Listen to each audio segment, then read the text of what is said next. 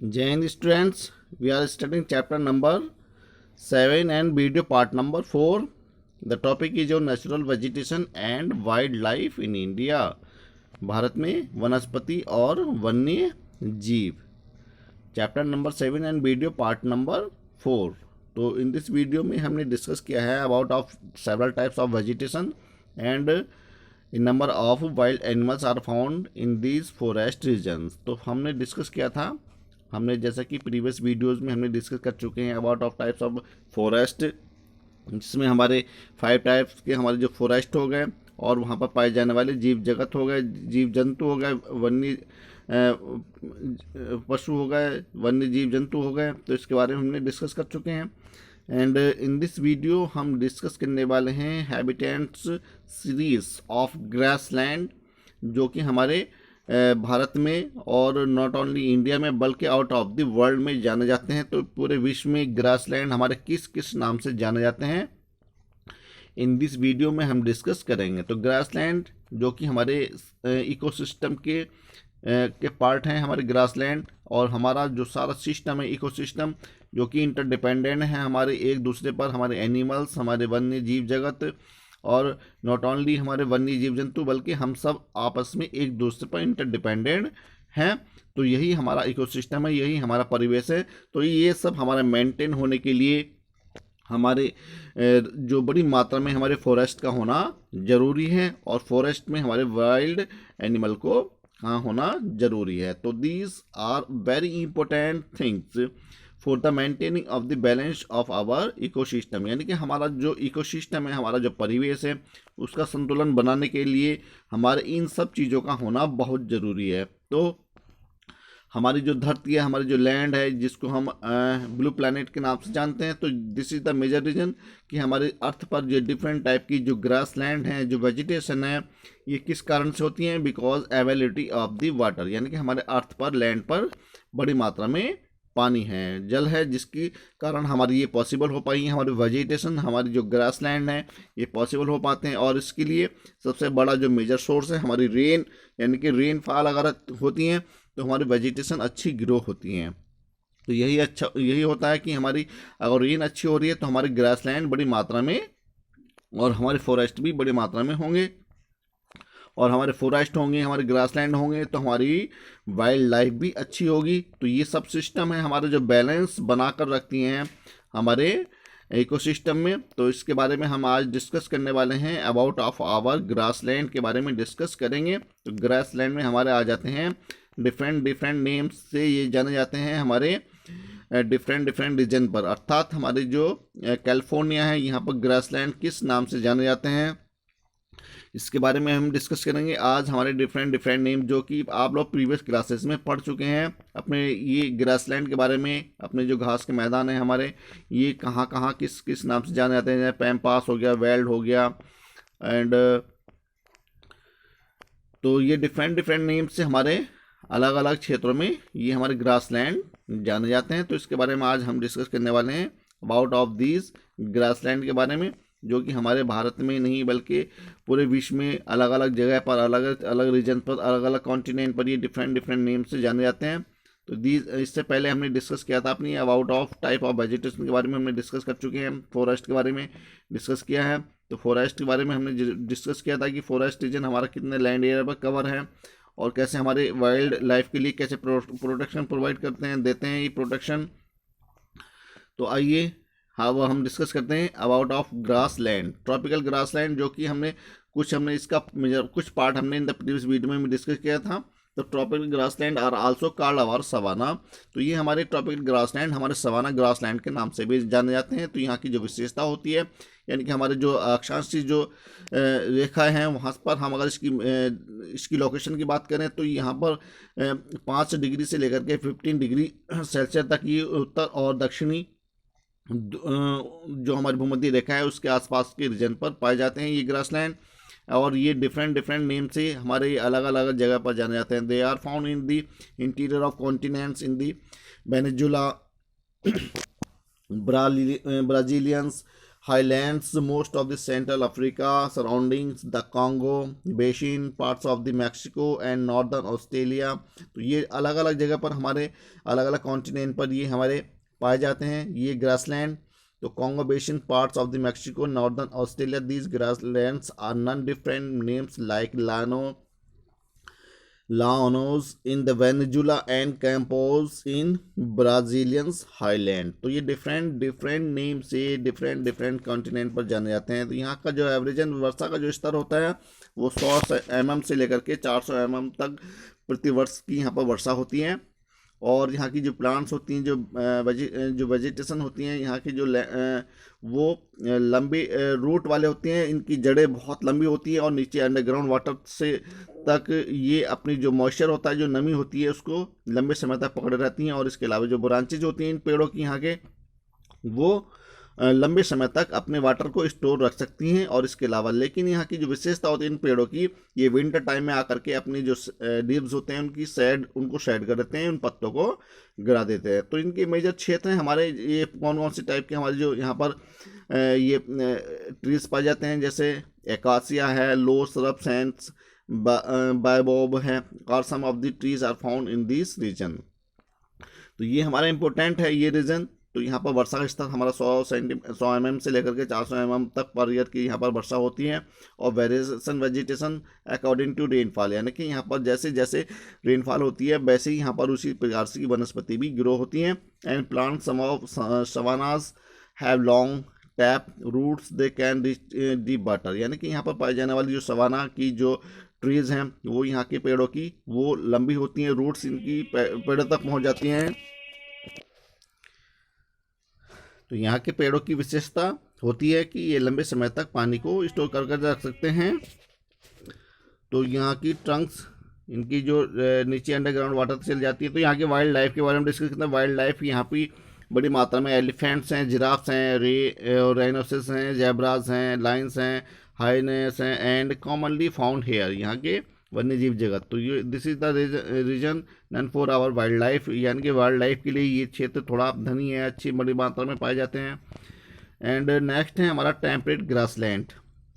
Temperate grassland, जो temperate grassland होते हैं are found generally in the interior of the continents and north और south of Tropic of Cancer and Tropic of Capricorn. तो हमारी जो major line से खिंची हुई हैं, हमारी जो आप लोगों ने अपनी हमारी जो वर्ल्ड मैप है उसमें देखा है, तो इसमें हमारी ये ट्रॉपिक ऑफ कैंसर और ट्रॉपिक ऑफ कैप्रिकॉर्न के रीजन जो उत्तर और दक्षिण भारत के उत्तर और दक्षिण हमारे कॉन्टिनेंट हैं उन क्षेत्रों पर ये हमारे टेम्परेट ग्रासलैंड पाए जाते हैं। तो यहाँ की जो वर्षा का स्तर होता है वो रेनफॉल जो बड़ी मात्रा में होती है, जो बहुत कम मात्रा में यहाँ पर वर्षा होती है। और they are found in the area of very little rainfall.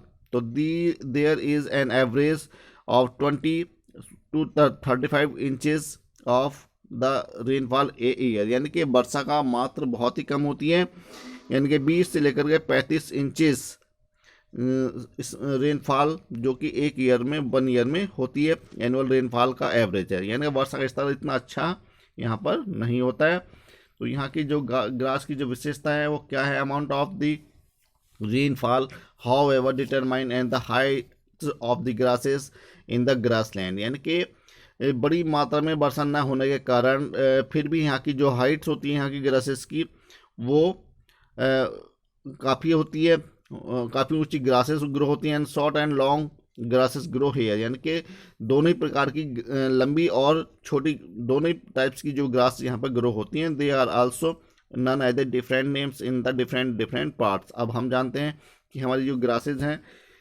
ये हमारी डिफरेंट नेम से कहाँ किस नाम से जानी जाती हैं। तो डिफरेंट नेम से हमारी जानी जाती हैं पूरे जो हमारे कॉन्टिनेंट हैं अलग अलग, जैसे कि velds in the South Africa, pampas in Argentina, Uruguay and steppes in Russia, prairies in North America and downs in Australia. तो ये डिफरेंट नेम से हमारी ग्रासलैंड जानी जाती हैं।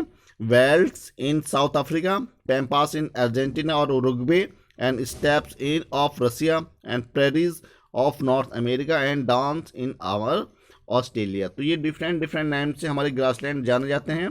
तो common flower include type of asters and coneflower cornflower etcetera. तो ये हमारी फ्लावरिंग प्लांट्स में आती हैं। और यहाँ की जो वन्य जीव जंतु हैं जैसे कि वाइल्ड लाइफ में हमारे आ जाते हैं। यहाँ की वाइल्ड लाइफ से the common ones are deer, शैगा,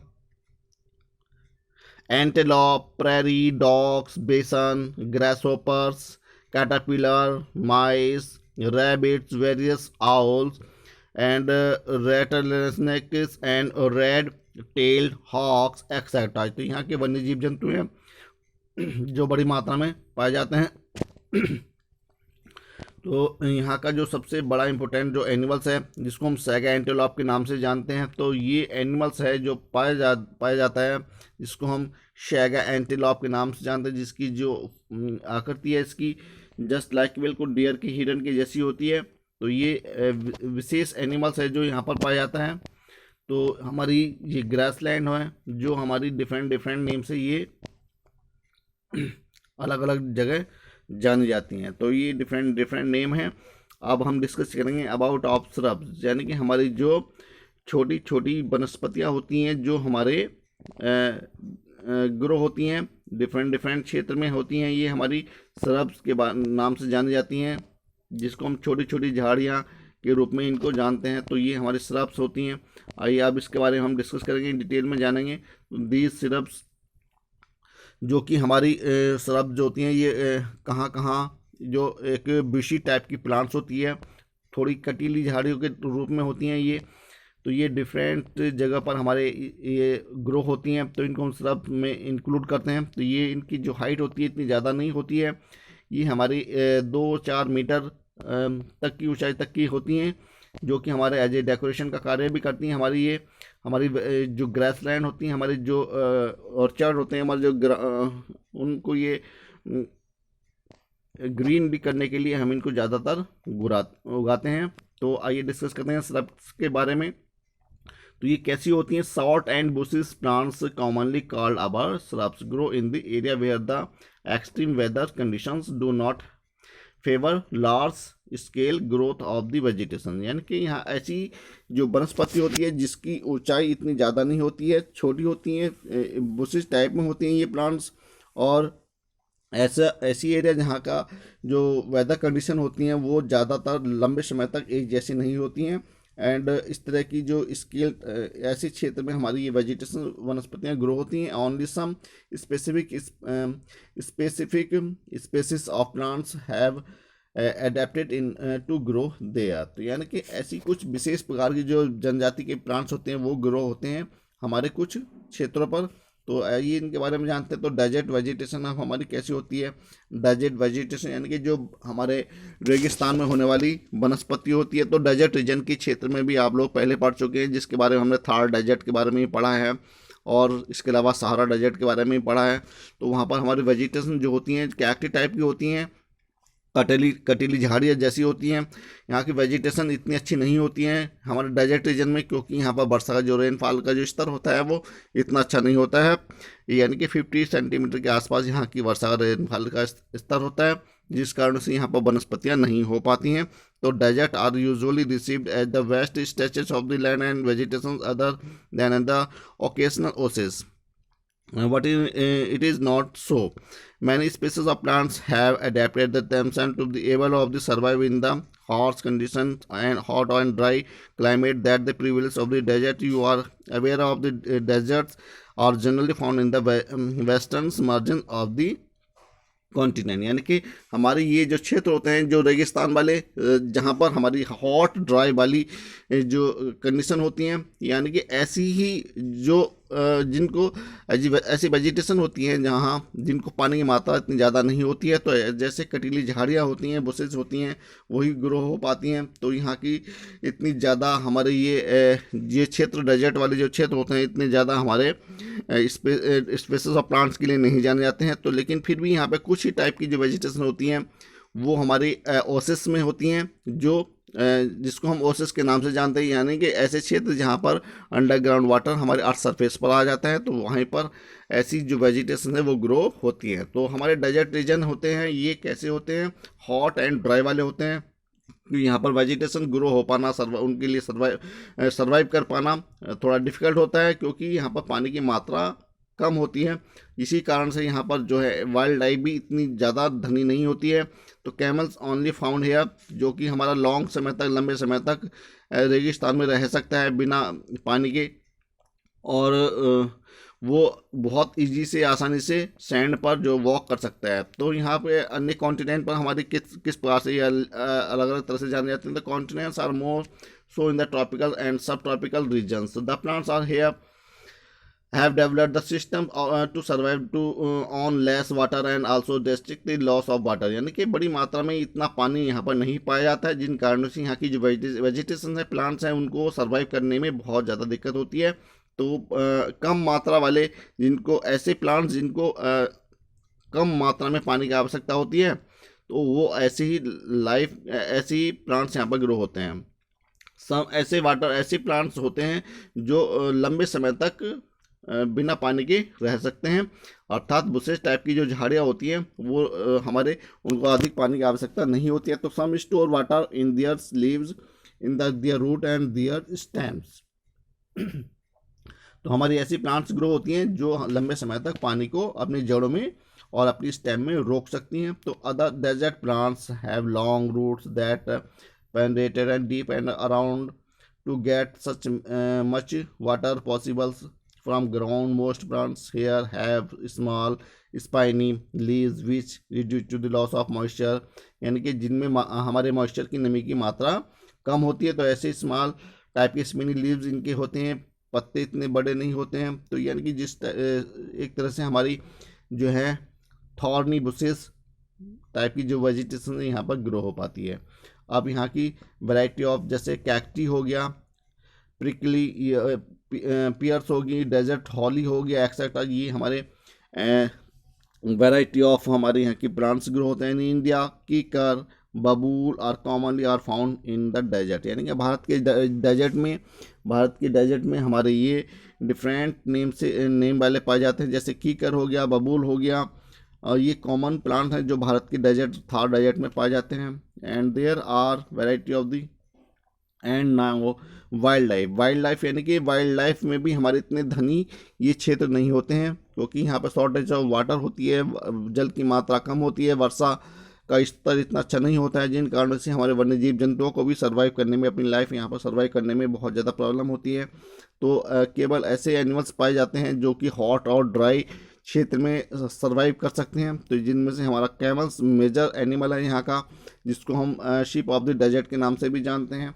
तो there are many species of animals which have heat and dry climate of the desert. Commonly found animals are the camel, blue bull, variety of antelope and deer, foxes and many species of reptiles, hyenas are also found in certain area। यानी कि ऐसे जीव जंतु, ऐसे वन्य पशु रह सकते हैं केवल जो लंबे समय तक बिना पानी के रह सकते हैं, अर्थात जैसे कि कैमल हो गया हमारा।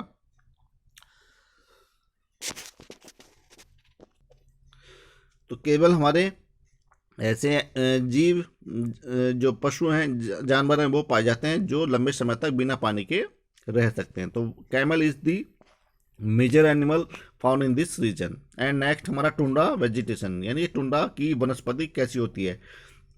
तो tundra vegetation similar to extremely hot desert, the plants have also adapted themselves to the survive in the extreme of a cold climate of the earth. Plant species are found in the polar region and the extreme cold region of the earth where the temperatures remains minus। यानी कि हमारे कुछ ऐसी क्षेत्र होते हैं tundra region जिसको हम अधिक सबसे शीत वाला प्रदेश कह सकते हैं, या सबसे ठंडा क्षेत्र कहा जा सकता है। यानी कि जहाँ पर हमारी जो ज़्यादा टेम्परेचर माइनस में होता है, तो यहाँ पर इतनी वेजिटेशन अच्छी ग्रो नहीं हो पाती हैं, और इसी कारण से यहाँ हमारा जो पोलर रीजन है, ये क्षेत्र कहा जाता है, इसको हम ध्रुवीय क्षेत्र के नाम से जानते हैं। तो यहाँ पर किस प्रकार की जो वनस्पति पाई जाती हैं, यानी एक्सट्रीम कोल्ड कंडीशन रीजन होने के कारण यहाँ पर इतनी वेजिटेशन अच्छी ग्रो नहीं हो पाती हैं।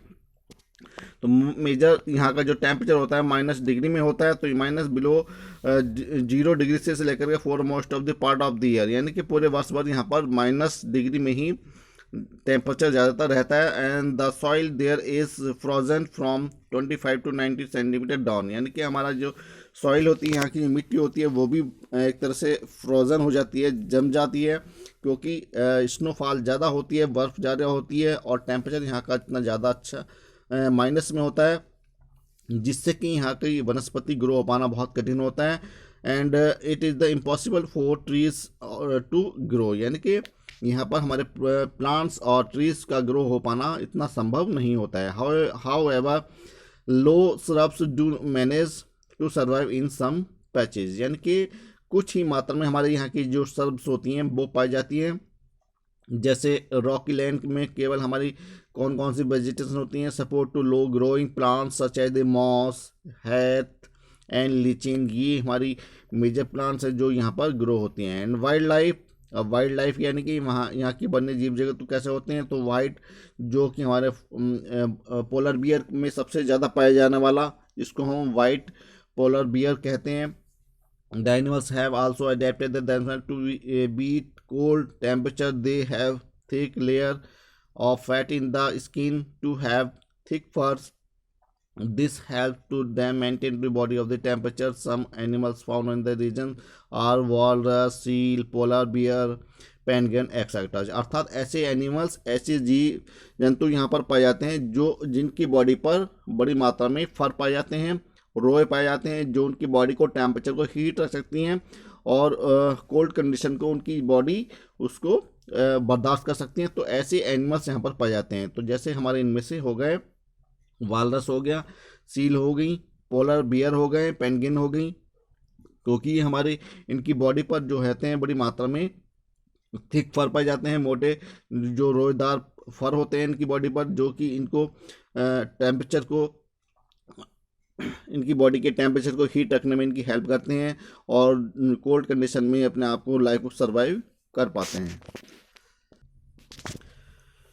तो ये मेजर एनिमल्स हैं हमारे जो टुंड्रा वेजिटेशन, यानी कि हमारे पोलर रीजन के आसपास क्षेत्र में पाए जाते हैं, ध्रुवीय प्रदेशों पर ये एनिमल, जिनकी जो वाइट पोलर बियर होता है एंड पेंगुइन होती हैं, तो यहाँ की एनिमल्स लाइफ होती है। तो by now you have seen the earth has just about 30% surface which have land and rest has water, यानी कि हमारी अर्थ पर लगभग 70% जो है हमारा वाटर है, और इसमें से हमारा नियर अबाउट 30 या 31% के आसपास हमारा क्या है, या 29% हमारा जो है लैंड एरिया है। अब इसी में हमारे 29% में या 30% लैंड एरिया में हमारे वेजिटेशन और हमारे फॉरेस्ट रीजन होते हैं। On this small portion of the land we have patches the forest and other vegetation plants। तो इस क्षेत्र पर ही हम लोग अपने सेटलमेंट बनाते हैं, हमारे फॉरेस्ट रीजन होते हैं, हमारे माउंटेन्स होती हैं। तो ये हमारे पोलर बियर है जो हमारे टुंड्रा रीजन पर हमारी पाए जाते हैं वाइल्ड लाइफ में। तो यहाँ की जो पोलर बियर होते हैं, तो पोलर बियर यहाँ की इनकी विशेषता होती है, ये ठंडे पे क्षेत्र में रह पाते हैं, क्योंकि इनकी जो बॉडी का टेम्परेचर होता है, इनकी बॉडी पर पाए जाने जो थिक फर होते हैं, वो इनको हीट करने में इनकी हेल्प करते हैं। और ऐसा कहा जाता है इनकी पोलर बियर की, इनकी जो 3 से 4 बच्चों को जन्म देती हैं यहाँ की मादा जो होती हैं पोलर, और इनमें से 1 या 2 ही इनके बच्चे जीवित रह पाते हैं, क्योंकि यहाँ पर इनको बड़ी मात्रा में जो है भोजन के लिए सर्वाइव करने के लिए बहुत स्ट्रगल करना पड़ता है, और इनको ज़्यादातर हंटिंग नहीं कर पाते हैं, जिन कारण से मादा का जो पेट नहीं भर पाता है, और इस प्रकार से इनके जो बच्चे होते हैं वो भूख से प्यास से मर जाते हैं।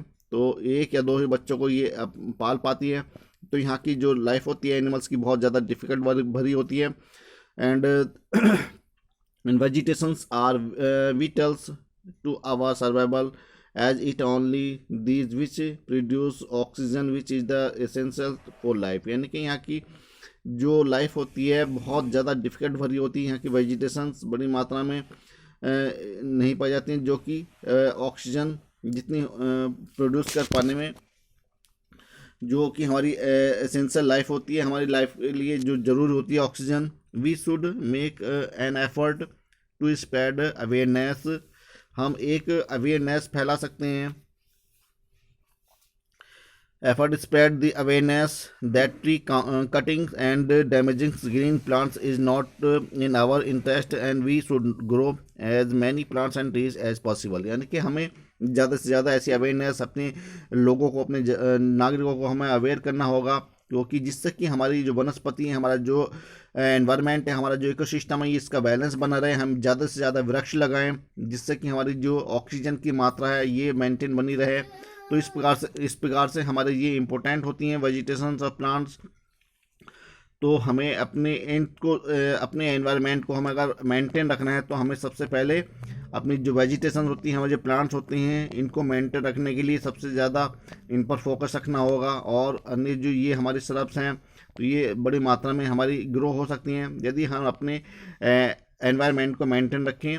फॉरेस्ट हमारे अच्छे हों, वन्य हमारे जीव जंतु तभी पॉसिबल है उनकी लाइफ भी, यदि हमारे फॉरेस्ट होंगे तो हमारा वन्य जीव जगत भी होगा, और वन्य जीव जगत होगा तो हम सब लोग अच्छे से अपनी लाइफ को सर्वाइव कर पाएंगे। तो स्टूडेंट्स, हमने इस चैप्टर में स्टडी किया है about of our vegetations and wild life के बारे में। तो डिफरेंट टाइप के वेजिटेशंस और वन्य जीव जंतुओं के बारे में आप लोगों ने I have told about of several types of vegetations and number of different type of species of animals की हमने डिस्कस किया है। तो स्टूडेंट्स,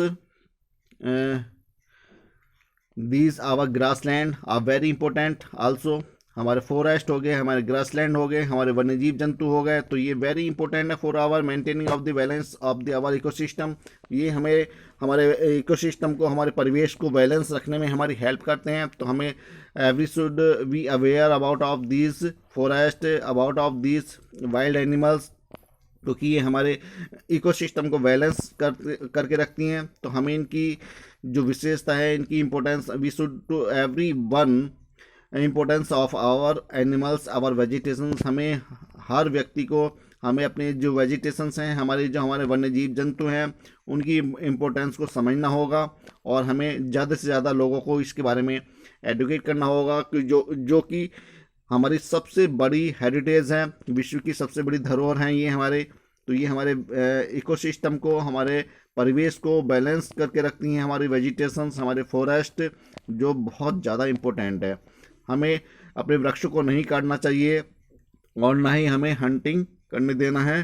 तो इस प्रकार से हमारी ये इम्पोर्टेंट्स होती हैं बहुत ज़्यादा। तो students, thank you and have a nice day.